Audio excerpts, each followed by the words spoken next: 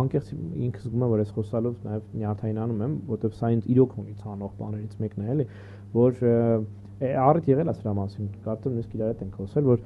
ամեն ինչ ոնց որ գիտես անեն, որ նույնիսկ ոնց որ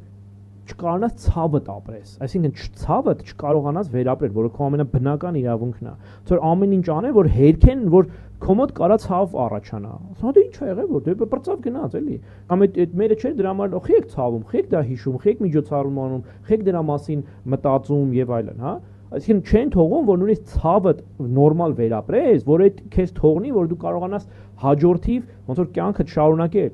այդ էլ են արկում, դա ամենասարսափելի բաներից մեկն է, այսինքն դու չես կարողանում նորմալ, ազատ, ասես ախպեր, այս sense տղաներ են ունեցել, այս տղաները sense բան են արել, զոհվել են, մենք էլ այո, կորցրել ենք այս ինչ բանը, բայց եկեք մի հերքեք, որ տենց բան ա եղել։ Հիշում ես մարդու կնիկ ոնց էին մեզ սովորացնում, ոնց է պետք ճիշտ սկալ։